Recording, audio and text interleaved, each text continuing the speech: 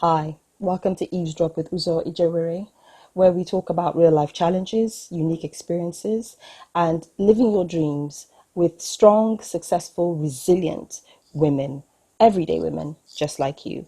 We do this we do this whole program to help you unlock your mind, to inspire your spirit, and to move you into action. Today's guest is Elaine Shobanjo, the founder of ShoMya Beauty. How she started her business. Elaine inspires others to see what is possible for them, for their businesses, how they can actually live their dreams day to day. Let's get on with it. Elaine Shobanjo, welcome to Eavesdrop with Uzo Ejire. Thank you so much for taking the Hi, time to be Uzo. here. Hi. How are Thank you? you. Hi. I'm fine, thank you. How are you? I'm very well, and you're looking beautiful as always. Thank you. All for you in this COVID. And as I said in my intro, Elaine is a trailblazer in the makeup and beauty industry in Africa.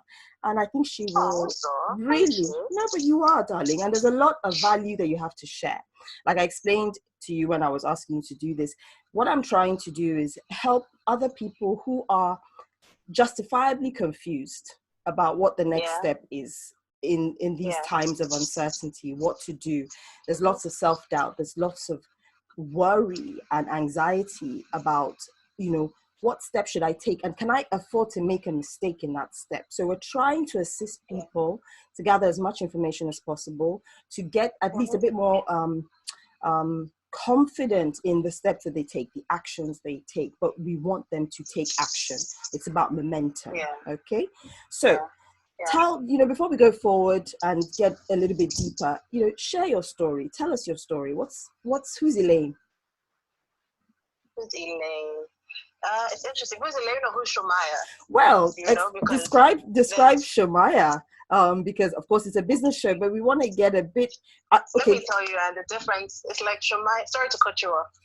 ShoMya is like the alter ego, right? Elaine is just a nice little mom and wife living her best life, enjoying herself, not really wanting to be on the gram.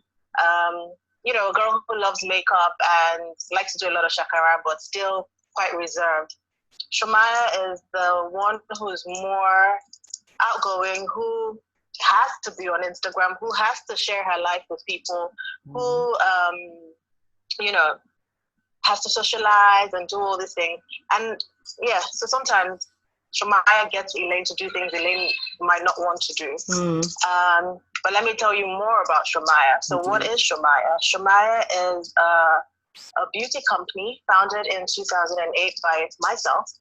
And so in 2008, I was working in a financial institution in Canary Wharf in England. And I had this passion for beauty for so long, from being such a little girl. But at the same time, I was a bookworm. I liked to be in university. I liked to be in school. I had done my master's. I was now working, and I was that girl who on the train, I never used to look at people's rings and people's handbags and all that crap. I used to look at, well, not crap, but it just wasn't my thing. Yeah. I used to look at people's makeup. I loved those girls who didn't get dressed at home and wanted to do their faces on the train. Yeah. They would entertain me from my house to Canary Wharf, And so after working in banking for a while, I just knew this was what I wanted to do. I'd known it for a while anyway, but now I could pay my way through school.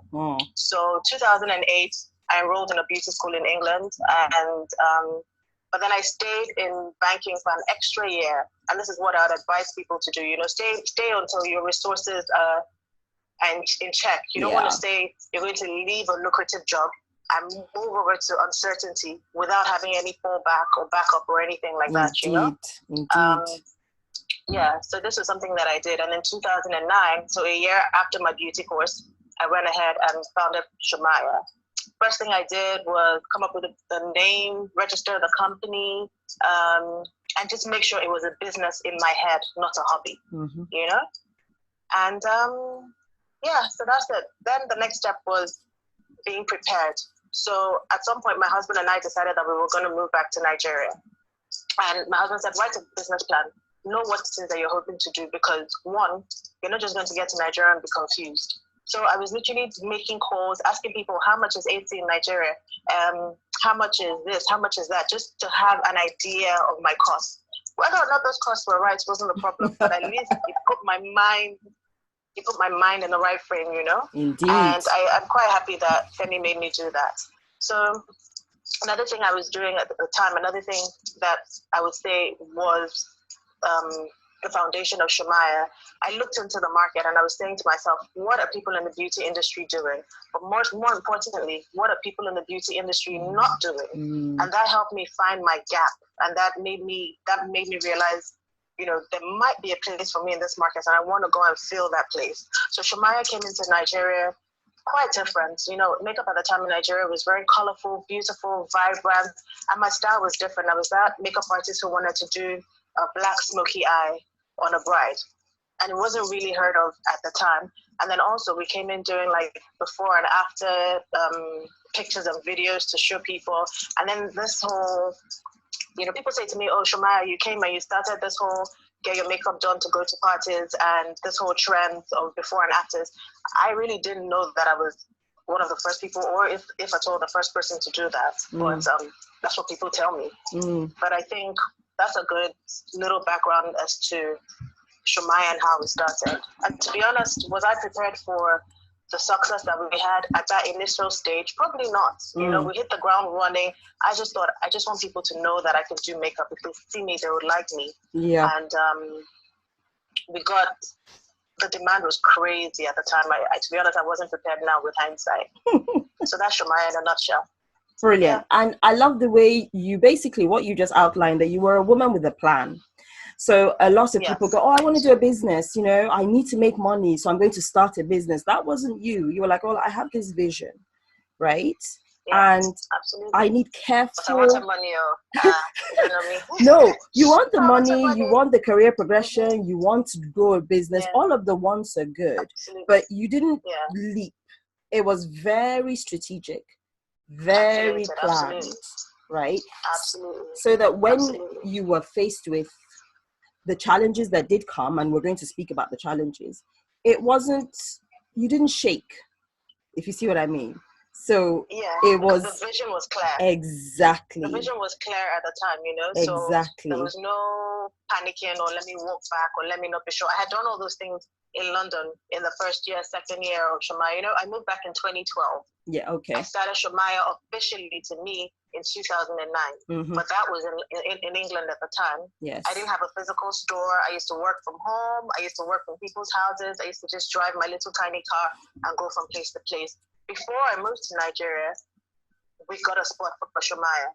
Brilliant. We located where we were going to be. Thanks to my mother-in-law, actually. She found a place that she said was beautiful, and she's like, you know, young lady, take this place. Take it. And start your business, you know. Brilliant. So that's the second thing I would take it. I don't mean, oh, she bought it from me. I meant she was the one who identified the location. No, exactly. And then we took the place. Yeah. So that's the second thing. So first you had a plan. The second thing you did, you shared this vision.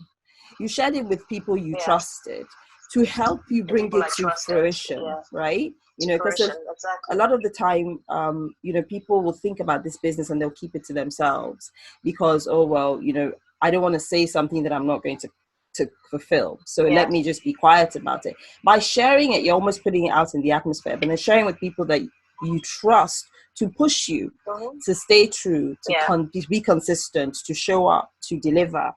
That I think is also a key for starting a business. Yeah. Now, absolutely. You know, but people you trust. People don't you just trust. Go about running your mouth, telling people everything you want to do, because this is to be honest, in Nigeria, it will be copied faster than you can say hello.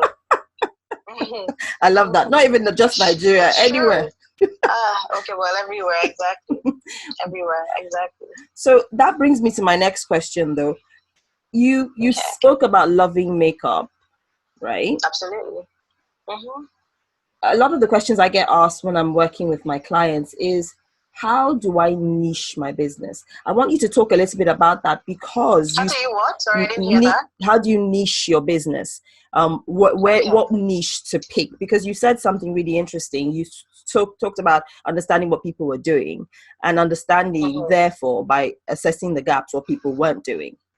Right? Yeah. Good. How did you narrow down into the areas that you decided to pursue? To be honest, I was very lucky with the time at which I entered the beauty industry. If I was entering now, if you're entering now, it's a lot more difficult because the competition is steep. You know, the barriers to entry is so minuscule, and so you're entering a very tough market, one where it will be very difficult to stand out now. But back in the day, there weren't that many makeup artists. There were a lot of very talented people on ground already in Nigeria that I admire. But like I said, my style was different. You know, I was more, if I may say, Hollywood American. I loved to watch what was going on E! News. What did Kim Kardashian look like? You know, her eyes were always like kind of dark and smoky, or kind of nudish. Yes. And then the lips as well were nude or something. You know, it wasn't very much like what we do for traditional weddings here in terms of color. You know, we're very color, glitter, all of that. That's our style in Nigeria. You know, indeed. At some point, but then which was very beautiful as well, which I really admired. In fact, I remember looking at makeup artists in England when I was still in England. I was looking in at makeup artists in Nigeria that I admired and checking out how they were doing all the colorful stuff, because I wanted to learn that as well. But yeah, so it was I just went into a gap that God left open for me, you know, and I was competing on price, and I was competing on skill, and I was competing on availability. So we came in cheaper than people on ground, and we came in with a different look. And once people saw that vibe and saw that look, they started loving it, you know. Highlight, contour, all those things, they weren't really there like that at the time. So we just fit into a nice, perfect gap that God created. And when we realized that we could do more than makeup, I mean, you're in Nigeria, there's so many talented people out there, talented hairstylists, talented nail technicians. I realized I didn't have to be any of these things. I just needed to employ the people who were great at that. But it's important that you have the knowledge of it to an extent. To oversee. So I know what bad hair looks like. I know what crazy, terrible nails would look like. And you know, I had enough knowledge to just head that business. But with makeup, I was also an artist, you know. So, yeah, that was how I identified a good spot for myself. A good spot for yourself. And you mentioned competing on price. So would you advise like people starting in a new business to almost expect, I don't know whether you did take like losses in the first 6 months or first year or whatever it is, but is that something that you would say, listen, expect that your return might not outweigh your expenses initially, and have a plan for that? Yes, absolutely. So this is why I said I didn't jump in, you know, straight from the day I finished my course. I made sure I stayed in banking for another year, and I had a very good paying job at the time. My company was quite reputable, and I saved. I mean, I'm not a spender like that. If you ask anybody about me, my sisters would abuse me from here till tomorrow. I am a saver, you know? So I really saved, and I knew that when it was time to create ShoMya, I wasn't going to be begging to the glory of God, you know? That was that. Another thing I would say was, sorry, I've lost my train of thought.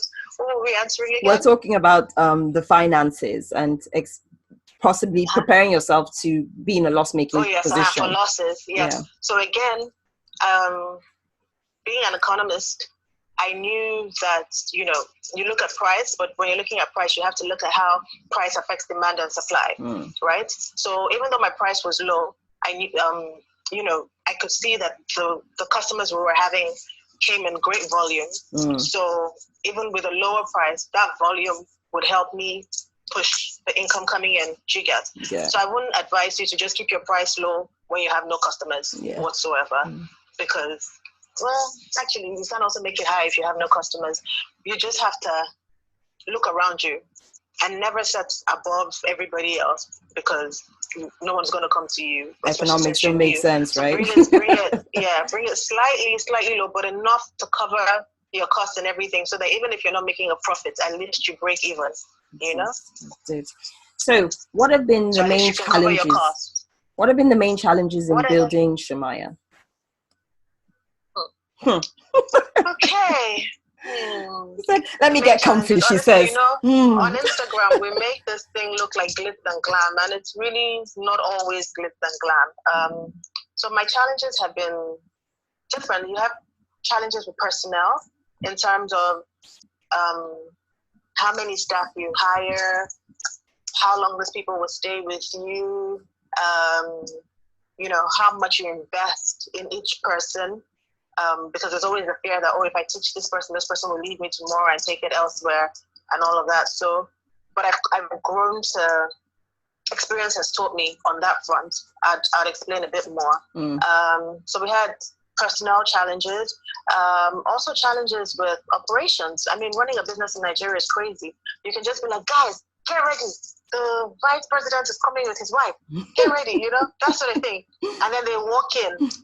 I mean, he hasn't walked in yet, but he'll walk in by God's will. Amen. And then he walks in, and the minute he walks in, maybe NEPA will just take lights, then your gen will just pack up. Then, as they were holding you here to say, oh, I hear you're like, you know, top in the game, they'll just drop you here. Yeah. Like NEPA and generator cancel you in 1 minute, you know? So Nigeria is special like that. There's operational challenges. Challenging operational environment. Personal challenges. There's yeah, there's so much. And then also when we started in ShoMya, we started with just one place. And like I said, God really blessed us very quickly. And I realized that place was too small. I needed a bigger space. Thankfully, the spot next to mine was available. So we took that place, broke the wall, joined the two stores, and then we had a bigger space. And then again, eventually we said that place was too small. And then God made it possible for us to move into our own building. So now we're in our own building. So yeah, we had challenges with space. You know, you'd want to display wigs. You wouldn't have enough places to display the wigs and stuff like that. And it started getting very frustrating. But all of this, well, another challenge was me doubting myself. So by this, I mean, I was doing well. I'll post my pictures on Instagram. People would like it. I used to even take pictures with an iPad back in the day, and people would meet me, especially guys, would be like, Elaine, I was on your page the other day with my boys. We were drinking. We were looking at your page, all the before and after videos. We love that. Like, that's your signature. And I knew this. Then I started feeling like, oh no, but look at Bissy here. Bissy's picture is fantastic. Look at her healing, stunning. Looking so beautiful. I'm going to stop doing my before and after pictures, and I'm going to try and do those pictures like Bissy's pictures. And I had no business trying to do that. You know, I should have just stayed true to myself, because people did love what I was doing. So the minute I tried to be someone I wasn't, I lost the following that I had. All those guys were no longer interested in this super gilly. They were interested in the before and after. And a lot of people who knew that as my signature maybe could not relate with the, like, you know, Elaine, where are those pictures? Where are those pictures you normally used to give us? So just, I would advise people, stay true to yourself. You don't want to lag behind and still be doing outdated pictures, but at the same time, stay true to who you are, because there's a market for you. People would love you like that. But all of these challenges made me realize that there was need to put structure in my business. Good. And thanks to the lovely Tara Fela-Doritoye, I attended a class on structure and businesses that she gave. And she introduced me to this other lady, the lovely Marianne. Her company's called Owen Oxley. And we just started this journey about putting structure in business, and that has totally helped me overcome a lot of issues. Like before, people might come late to work, and you would have a client sitting down waiting for maybe a 9 o'clock appointment, and your artist was strolling at 9:30. And you would be so embarrassed and so frustrated, like, what's going on? Now everybody knows, and you're saying, you know, I'm going to deduct from your money, I'm going to do this, do that. Now everybody just knows these are the policies. We make you know what the policies are, and there's no question of, Ma, did you touch my money, or Ma, did you do this? Everybody, before you even commit the crime, you know what the policy says is the consequence and everything. So everybody's falling in line, and a lot of the issues have been eradicated. Fantastic. Good. So we've talked about processes and structures. We've talked about starting off with a plan, talked about being true to yourself, which I think a lot of people really do struggle with, that self-doubting piece. It's a very natural thing. Social media makes you crazy. Yeah. I don't even think it's just social media. Like, a lot of my clients are corporates and they work in-house. So they have their job in a little bubble. And yet I speak with them, and it's very much Oh gosh, I can't put myself forward for that promotion. Oh gosh, I was asked to speak and I said no. I was asked to come and deliver a presentation at this industry event and I said no. And I'm like, why did you do that? He goes, no, I stammer. I'm not a speaker. What could I teach the industry? So self-doubt, it spreads. It's real. everywhere. It's a real thing. So it's good it's to real. know. It's real. And it creeps up in different industries across boards. Yeah. Indeed. But I think you sharing that you had self-doubt or you do have moments of self-doubt will be really helpful for people, because of course they see the Insta stories and everything's great and fantastic and they think, oh, she's all together, so she's not like me. And that brings me to my next question.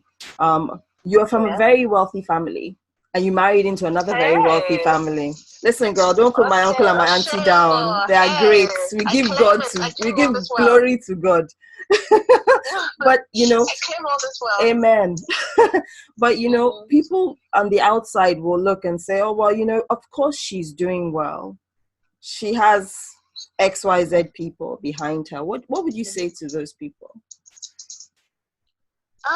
To be honest, I think I would even rephrase that question and say I come from a successful family because my people work hard. There you go. My dad worked so hard. My father-in-law worked so hard, still working so hard. So they don't just sit down and have things handed to them or do one kind of mago to get rich fast or whatever. They've toiled. And I'm very proud of what, both families have accomplished. And just that helped me realize that I was not going to shame the Shobanjo name or the Josie name, I was going to work just as hard to be successful.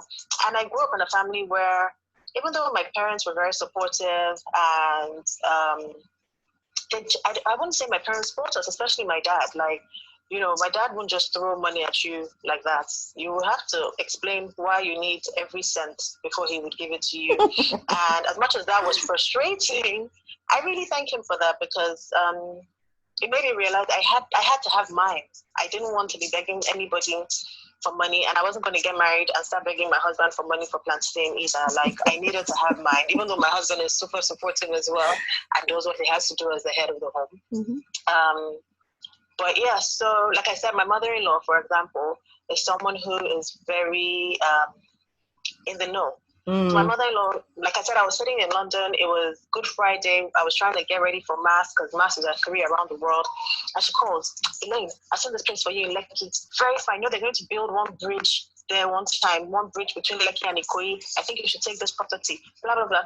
And I was like, I have to go to church. And she's like, answer me now. Better answer. We need to decide whether or not this is the place we're going to take. All that. And I was like, Femi, I haven't even seen. I'm like, okay, please, can we just even send pictures, or maybe my sister can go and look at it so that I can decide and all of that, So I have people who are sharp, who, even in this lockdown, my mom-in-law would just send me pictures of like the visor or like of whatever. She'd just be like, I was thinking you should do your visor like this, blah, blah, blah. So she comes up with ideas, and I love her for that. So it's never really just about hand-me-downs or cash. Sometimes it's just about people spotting an opportunity for you. Perfect. And making sure that you don't miss that opportunity, Same thing with my mom. My mom would always send pictures to say, oh, this is what's happening now. This is what's happening now, just to keep you in the know. And I really appreciate that. So it's not just about the wealth. It's also about the wealth of knowledge that I gained from them. Perfect. And, the other day I was doing makeup for someone and she said, oh, Elaine, your new place is really nice. And, man, you're lucky both families combined, they will really have bought out this place for you. And I felt so upset because I worked myself to the point of sickness. Yes. To do up the new place, paid my 2 years rent by myself, did up the whole place by myself, and this is on the back of what ShoMya has saved over the years. We didn't have to borrow funds or anything like that, and I just felt so angry. I'm like, so I actually had to say to her, I said, do people actually just look at me and feel like, hey, yeah, this one, mommy and daddy gave her everything? And she's like, yeah, actually, a lot of people will kind of assume that.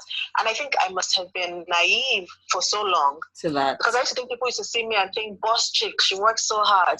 I didn't realize that people just thought I was a hand-me-down case, and that really pissed me off because I work hard. Yeah. And I think I really do work hard. That's why I wanted to ask you that question and give you like a forum to address that, because I see how hard you work.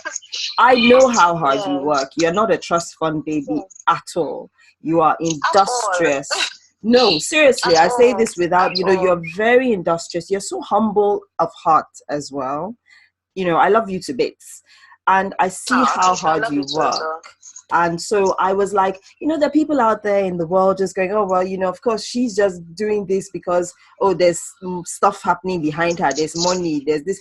And I'm like, that's just not even, that's insulting because of how hard you work, Very insulting. I mean, to be fair, my family is very supportive. So if I went to my dad now and I was totally down and out and I said, Dad, I need money for a generator, or I went to my father-in-law or something, they would give me. Of course. But I also have that pride. Like, I love to see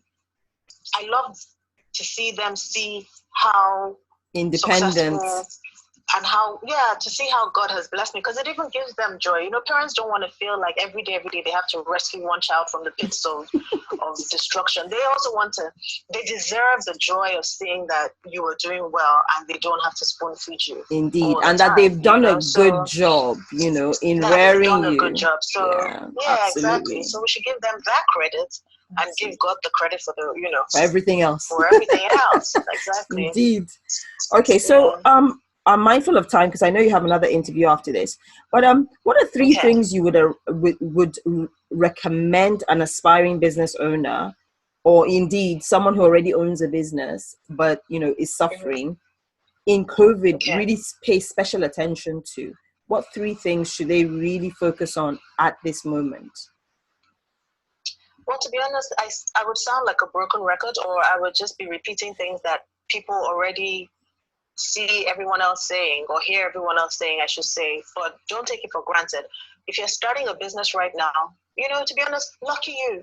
You already know about COVID, so you can tailor everything to be COVID compliant. So, for example, if you're going to start a nail place, for example, you already know that, okay, your girls or guys working with you are going to need the face shield, they're going to need all that. But how about you even build your nail room with, say, glass that separates the clients and the nail technician, so that everyone who comes in feels that confidence that I'm not going to get spat on or whatever. You just have to make people realize that, look, I recognize that this is a difficult time. There is COVID. Put a sink outside your establishment. Let people know, do a video showing everyone that, okay, hey, this is my business now. Sink outside, sanitizer inside, masks for all my customers, just to give people that confidence that, okay, these guys are very hygienic and they know their onions. Yeah. So that's number one. You need to really take consumer confidence to heart and really want to boost it. Let that be your priority, because no one wants to come to you if they're kind of scared. Yes. Everyone is already scared anyway. What else would I say?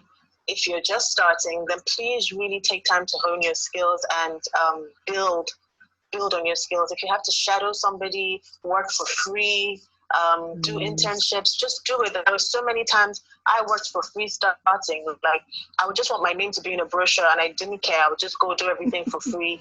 And sometimes I'd be sad, like, Elaine, you were collecting how many £1,000 just yesterday in Canary Wharf, and now it's free. Okay, good girl. So but that helped me put my name out so much more. And by the time the name was out there, it was now easier to say, this is my price, this is what I value my services at, are you willing to pay it? And what else would I say? And of course, ultimately, number one, if there's no God in your business, then just forget it. Just lie down and just forget it. Don't even bother starting, because that literally is your priority. Yeah, that's what I'll say. Fantastic. Okay, so thank you so much. To round off, I just want the viewers to know, Elaine is a mother of... It's almost over. Elaine is the mother of 3 children. Yeah. Under 8, right? My little man is not yet 8 David yet. is 7. Exactly. He's going to be David 8 later this year. Maya is 5. There you go. And Josh So is she's 2 2. plus. There you go. So she's had 3 children since starting her business. You look fantastic. Thanks to COVID. Stop it. Thank you. Thank you. But how do you find balance? Girl, there's good days and bad days. I can't even lie. I'm not even just going to come here. Before I got on here, we're doing homeschool. Yeah. And then the homeschool ran longer than normal because we had to finish classwork. And then just, we had so many challenges, and homeschool was just really stressing me out today because I kept looking at the time, like, I have to get ready. I have to put all this makeup on for Uzo, And so sometimes it gets totally stressful. But I have a good support system from both families who are always willing to help out. One sister doesn't mind taking the children to parties. Parents don't mind, the kids sleeping over in their houses when we want to go out, like my husband and I. When I'm at work, we've got, if Femi is not at home and Femi is at work as well, if it's a Saturday, maybe Femi is at home. If it's a weekday, then the kids are in school, and then the nannies also assist a lot. I'm not ashamed to say I have nannies. I have plenty, and I'm unapologetic. Judge me if you like. It's true. You have to make your life work. My nannies help. Absolutely. I've had one who's been with me for 7 years. I have another who's been with me for 4 years. So they know the ropes, and that just helps. Yeah. Brilliant. Well, Elaine Shobanjo, proprietor and founder of ShoMya, thank you very much for your time today. I appreciate it. Thank you so much. I hope you've had a good time. We were able to do this. I was worried in the beginning because everything was scattered and rush. It always works out. Oh, there goes my phone. Sorry. No worries. Brilliant. I like after reels and bloopers. I know, right? Okay. Thank you, sweetheart. Okay. Take care. Thank you so much. Thank you, Uzo. It's lovely sitting down with you. Fantastic. And best of luck with all your other ones. Thank you. Stay